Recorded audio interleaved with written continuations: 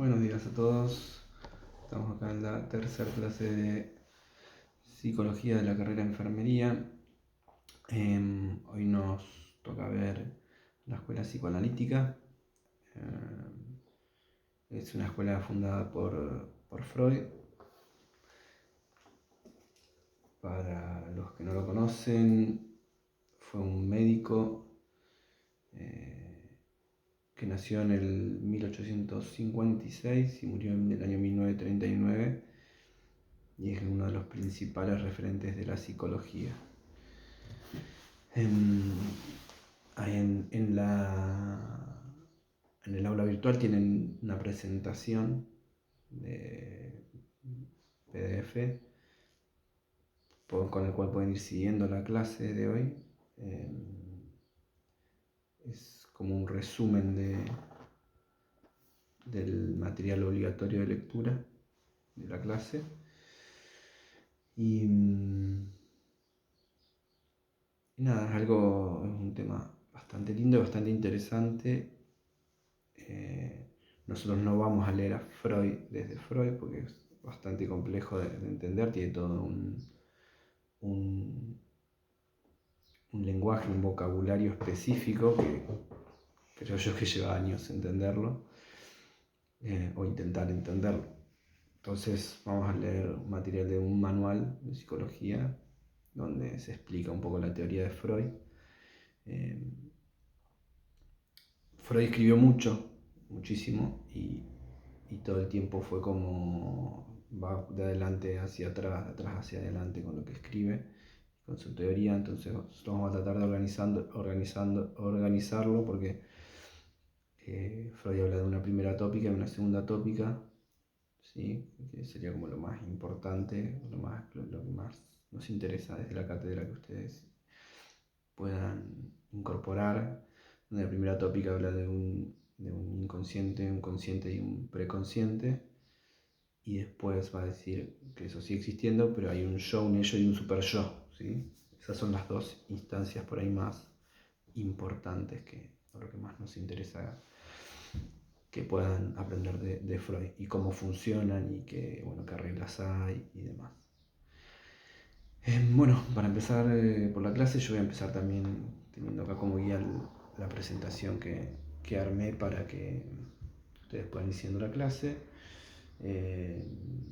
Freud estudia medicina en Viena, se recibe en el 1881 y después se especializa como neurólogo.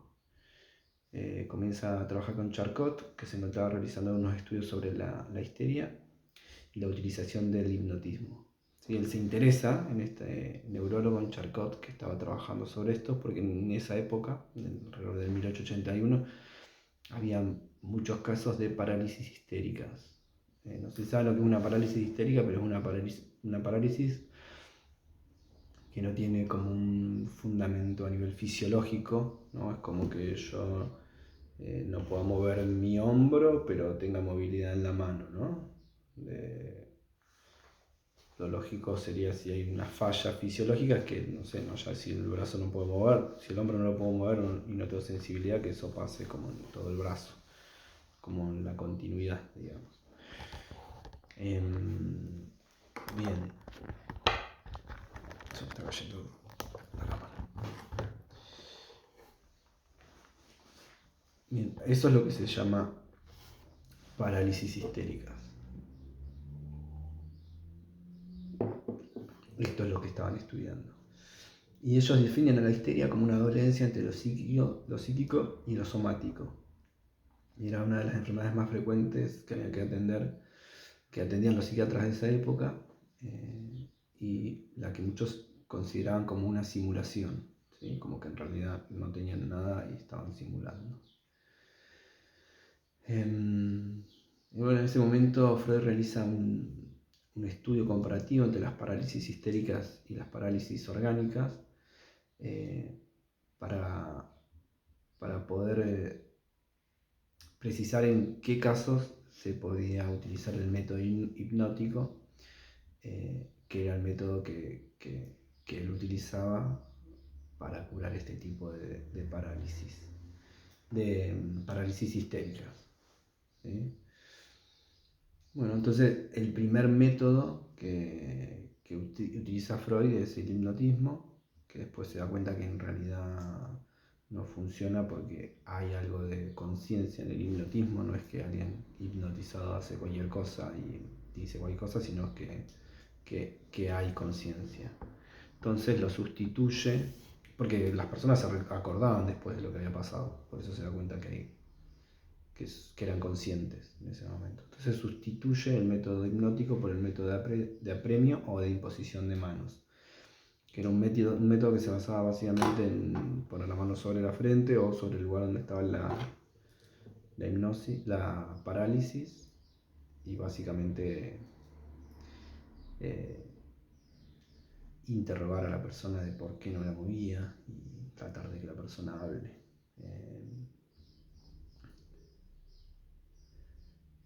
Para que hable y para que recuerde. Después del método del apremio se da cuenta que era útil para acceder al olvidado.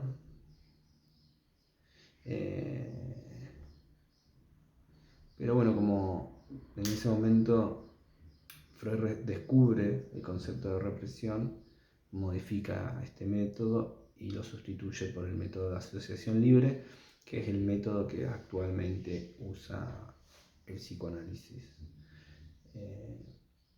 El método de asociación libre básicamente es que la persona hable de lo que quiera, que vaya, si no tiene nada de lo que hablar, que vaya diciendo, no sé, lo primero que se le viene a la mente, sus recuerdos, o si le viene alguna imagen o algo, sin interponer por ahí cuestiones más, no sé, de la moral o de los valores, ¿no?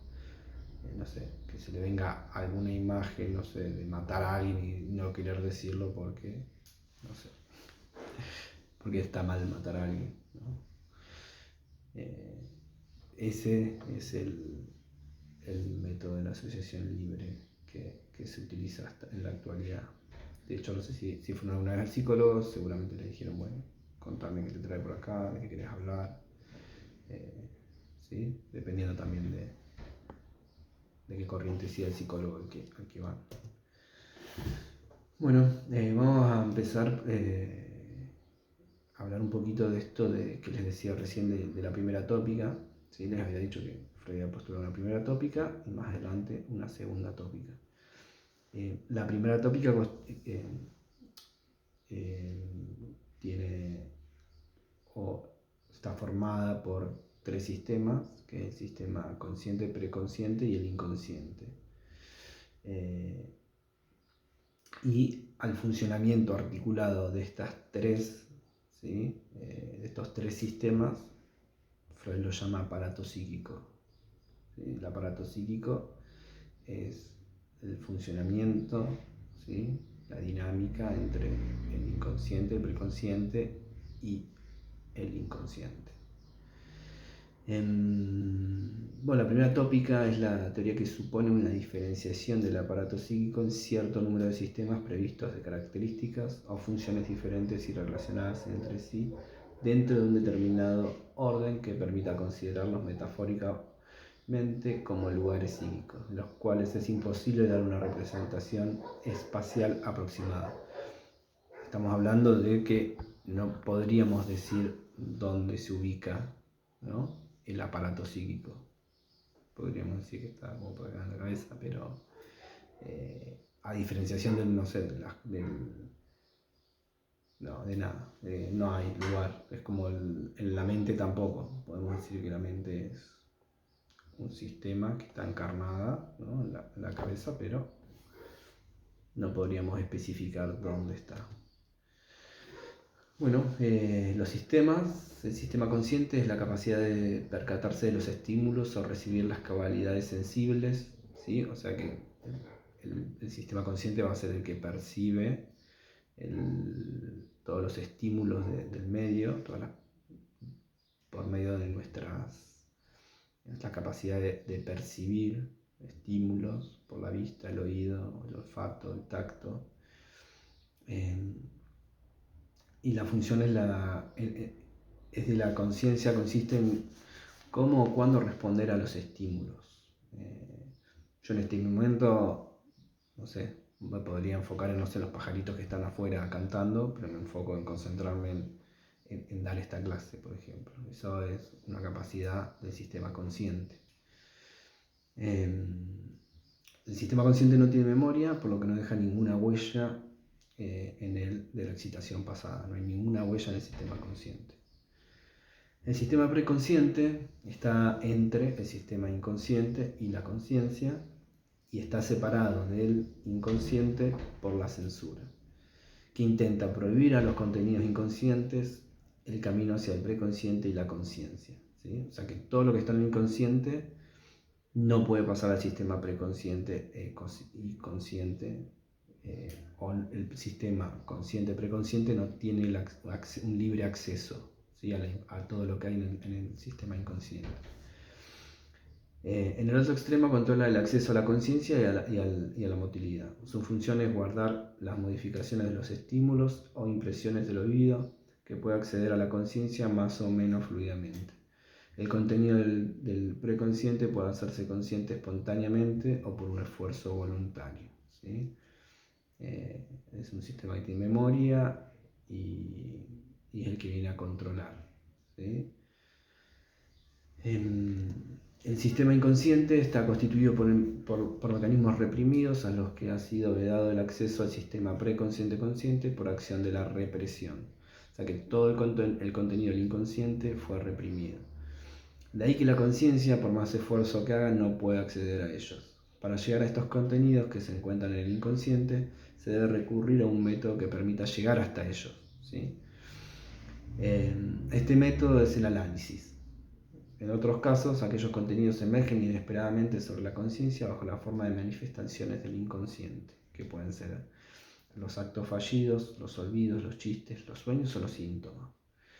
Todas estas manifestaciones del inconsciente no es que se presentan en cualquier momento, sino que eso lo tiene que evaluar un psicoanalista, ¿sí?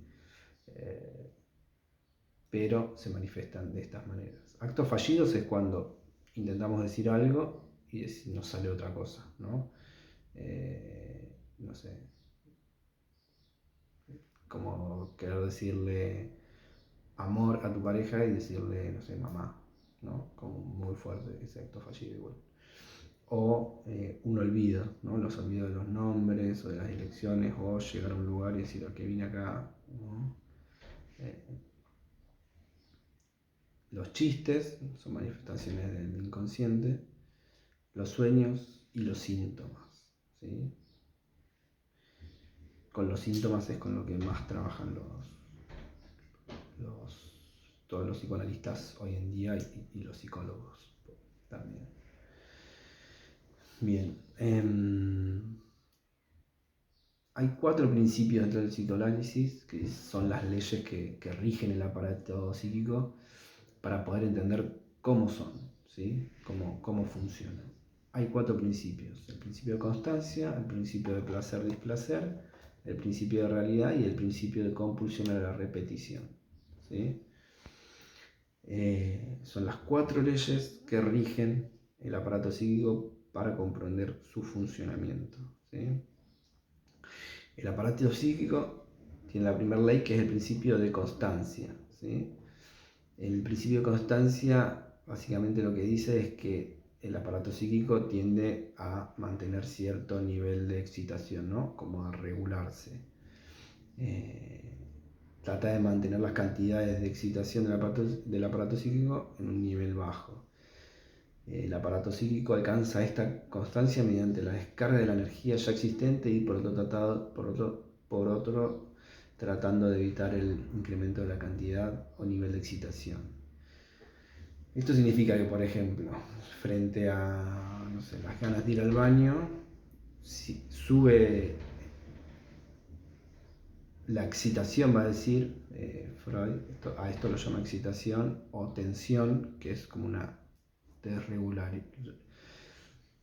desregularización de su homeostasis, sube el malestar, ¿sí? Hay displacer, vamos al baño y volvemos a nivel de homeostasis, ¿sí? Y esto lo intentamos hacer todo el tiempo. O sea, el aparato psíquico intenta hacer esto todo el tiempo, mantenerse regulado. Puede interpretarse en sentido de una autorregulación. Procura siempre mantener constante su diferencia de nivel energético con respecto al ambiente, ¿sí? Después el segundo principio, ¿sí? Bueno, el principio de constancia, tratar de sostener o mantener la homeostasis o en un nivel bajo la excitación o la tensión. Después el principio de placer-displacer, que es el segundo, la segunda ley, dice que el displacer es el aumento de la percepción subjetiva de excitación o tensión, y el placer como la disminución de una tensión, ¿sí? Entonces, siempre va a tender a disminuir la tensión o la excitación, y ahí es donde está el placer. Cuando sube la tensión hay displacer, entonces va a buscar algo para regularse y conseguir el placer, ¿sí? El placer como una disminución de la tensión. Ese es el segundo principio. O sea, que tendemos hacia el placer, a la búsqueda del placer, ¿sí? Pues está la tercera ley, es el principio de realidad, que aparece como una modificación del principio de placer, porque en la medida que aquel logra imponerse como principio regulador de este último, que en los comienzos es el que domina, la búsqueda de satisfacción ya no se intenta por atajo, sino mediante rodeos, sustituyendo la descarga motriz por una acción enderezada a alcanzar una transformación apropiada de la realidad en función de las condiciones impuestas por el mundo exterior.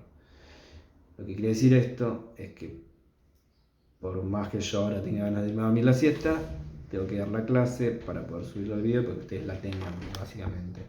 Que si yo solo no sé, si mi sistema consciente, preconsciente, inconsciente, solo le hiciera caso como a esto de tender al placer y hacer lo que yo solo tengo ganas de hacer, no estaría acá y no podría tener ninguna responsabilidad, sería todo placer y disfrute, ¿no? Y para eso está inmediatamente después de ser explicada el principio de realidad, que es el que nos ubica. De este modo, el sistema consciente deberá tener en cuenta para conseguir una satisfacción cuestiones de la realidad que el inconsciente ignora, ¿sí? Bien. Y por último, el principio de compulsión a la repetición, donde se repiten experiencias manifiestamente displacenteras y resulta difícil en un principio comprender qué instancia del sujeto podría hallar, en virtud de las cuales el sujeto se pone activamente en situaciones muy penosas repitiendo una secuencia de comportamientos antiguos que no provocan satisfacción o van más allá del principio del placer. Y esto cada uno lo puede pensar en su propia vida, en qué momento se pone en situaciones donde repite una y otra vez, no sé, situaciones donde no la pasa bien. Por ejemplo, no sé, el que gasta mucho con la tarjeta de crédito y cada vez que cobra no tiene un peso porque la tarjeta de crédito eh, le come el sueldo, básicamente. Y no puede parar de gastar con la tarjeta de crédito, ¿no? Como una compulsión a ponerte frente a una situación que no está buena. Bien. Como para no entrar en ningún tema así como más personal, ¿sí? De situaciones por ahí más comunes. Como, oh, bueno, usted que está estudiando es como esto de, no sé, 2 días antes pones a estudiar y decir, no llego, ¿cómo no me puse a estudiar antes? Y esto, tengo un montón de tiempo para estudiar, doy la materia, no la doy el final, no lo doy. Bueno, esto vendría a ser el principio de compulsión a la repetición. Y así es como funciona, o las leyes con las cuales se rigen estos 3 sistemas, que son el consciente, preconsciente y el inconsciente.